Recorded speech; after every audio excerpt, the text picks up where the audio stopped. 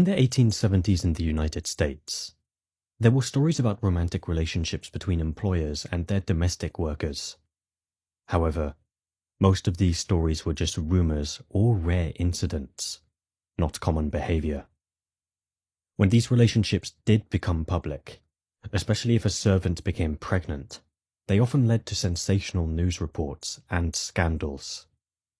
These situations were complicated because of the power differences between employers and employees, the restricted lives of domestic workers, and strict social rules of the time, making it hard to investigate or prove anything.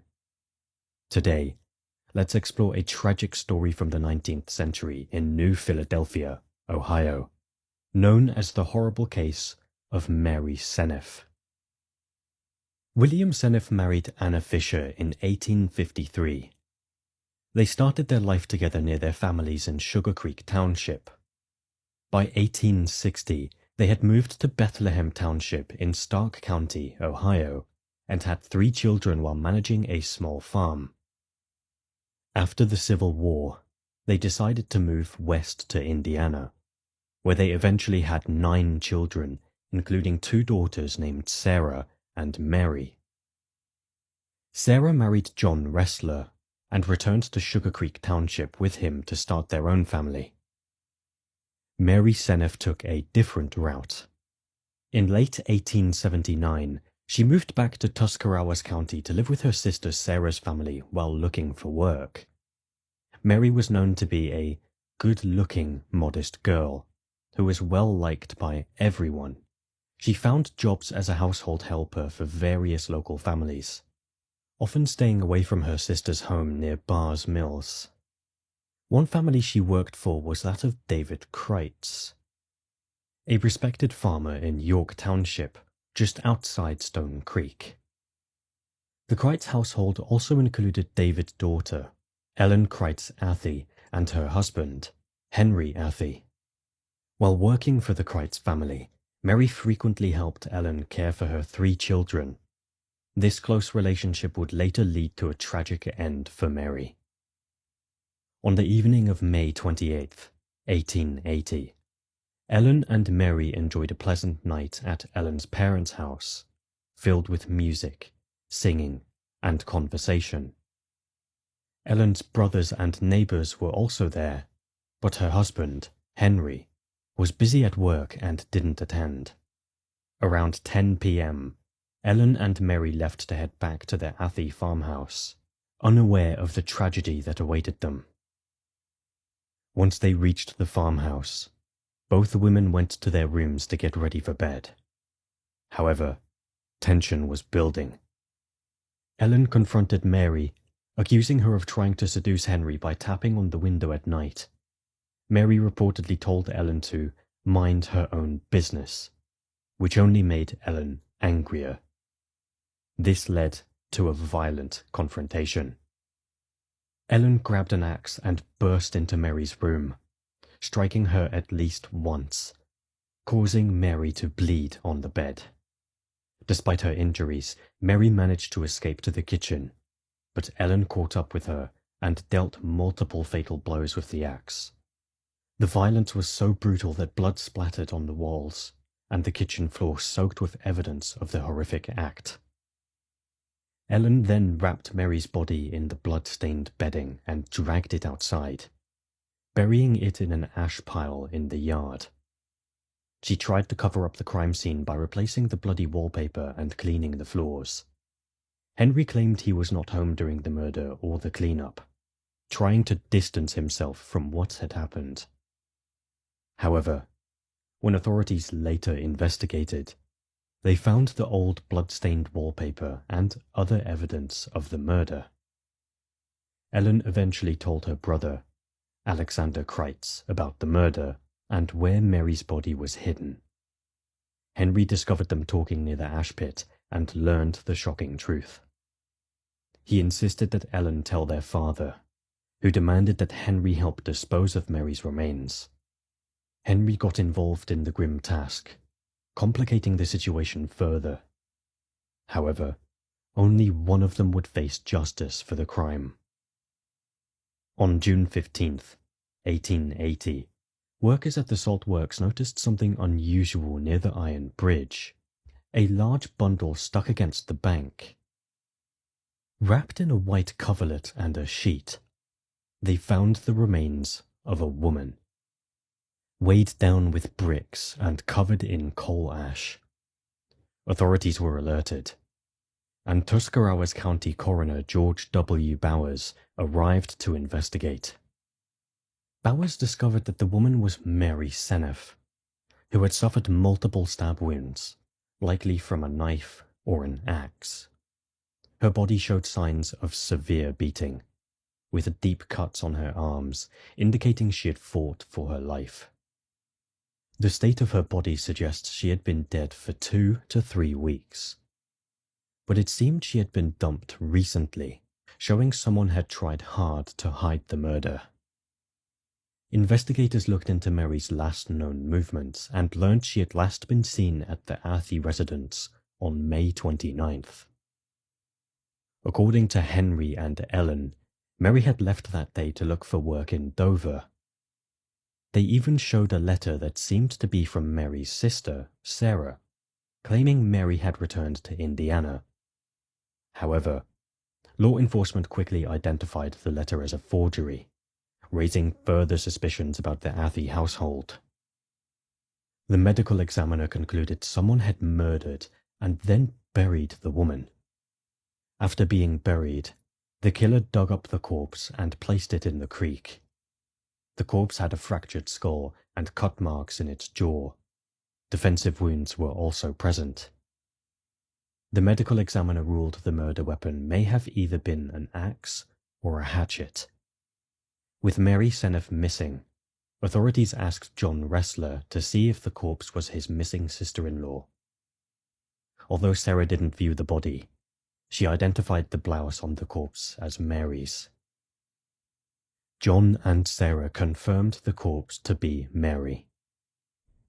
As evidence piled up, authorities began to build a disturbing picture of what might have happened.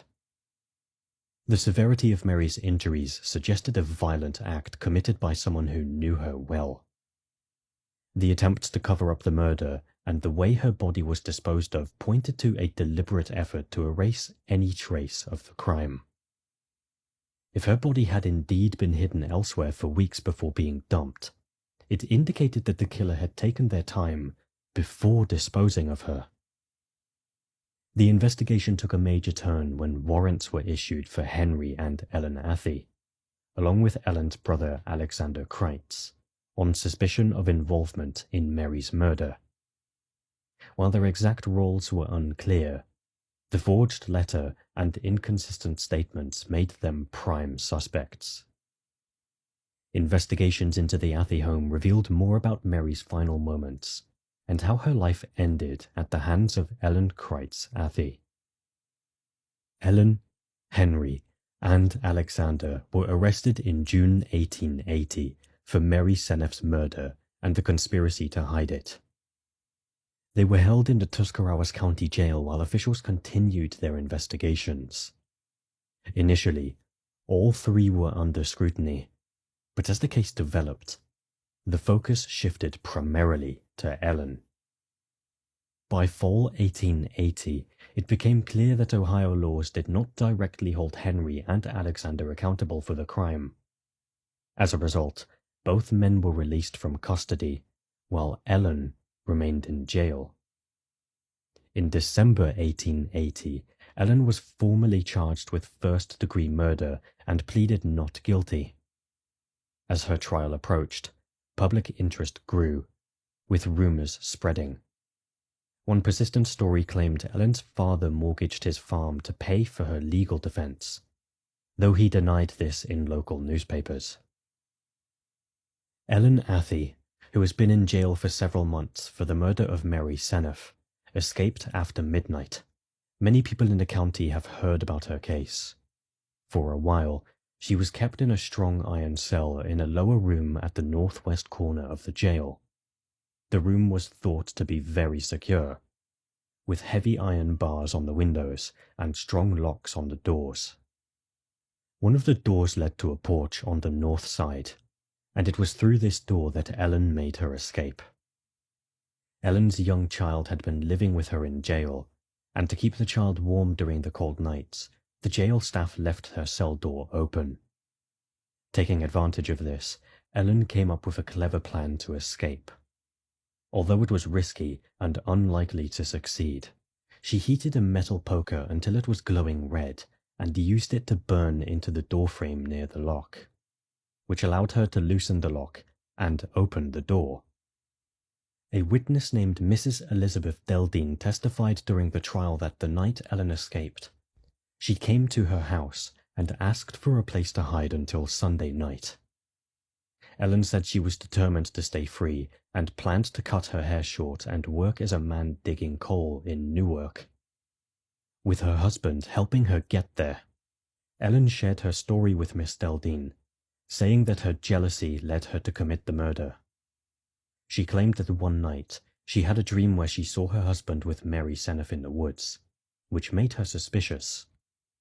She remembered hearing a light knocking at her door when Seneff was working for someone named David Kreitz in the spring of 1880. When she looked outside, she saw Seneff taking wood to Kreitz's house. On May 28th, Ellen's husband was supposed to come home from work 6 miles away, but he didn't return. That night, she and Seneff were at Kreitz's home.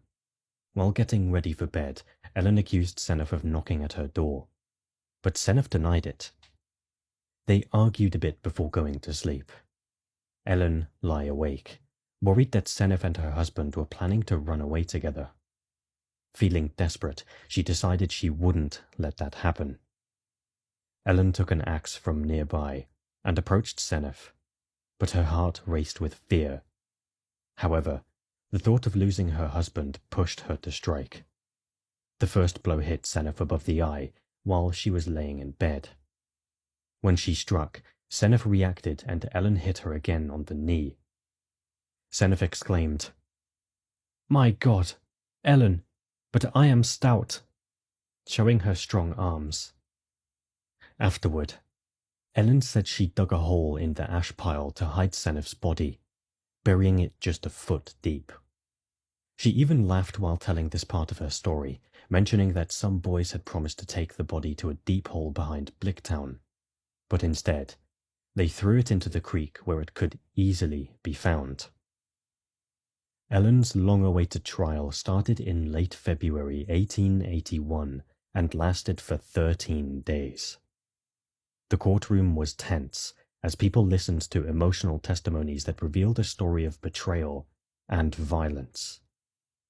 The prosecutors aimed to convict Ellen of first-degree murder, but the jury found her guilty of second-degree murder instead. As a result, she received a harsh punishment, a life sentence in prison. On top of that, the court made a rare decision to legally separate her from her husband, son, and family, cutting her off from her past life entirely. Ellen's father, David Kreitz, continued to live a seemingly normal life in Tuscarawas County, despite his connection to the Seneff case. He passed away in March 1903. After Ellen's trial and imprisonment, both Henry Athey and Alexander Kreitz left Tuscarawas County. Henry returned to Licking County, Ohio, where he remarried in 1892 and lived out his remaining years. He died in Newark, Ohio, in 1931. Alexander moved to Huntington County, Indiana, where he eventually got married, opened a bakery, and lived until he died in 1940. There is no evidence that their neighbors in these places knew about their connection to the Seneff murder. Ellen's time in prison marked the start of a sad decline. Just a few years after entering the Ohio State Penitentiary, she was declared insane. Since she was deemed unfit for prison, she was transferred first to the Columbus State Hospital for the insane and later to the Lima State Hospital, where she stayed until her death in April 1922. Her grave had no name, only the number 96. a stark reminder of her lost identity and many years spent in institutions. In the years after Mary Seneff's murder, stories of the supernatural began to spread in the local community. People claimed that Mary's ghost, dressed in a flowing white nightgown, haunted the fields near the old homes of the Athey and Cricht families in York Township. Whether these stories were fueled by guilt, fear, or local folklore, they added an eerie touch to an already dark chapter in Tuscarawas County's history.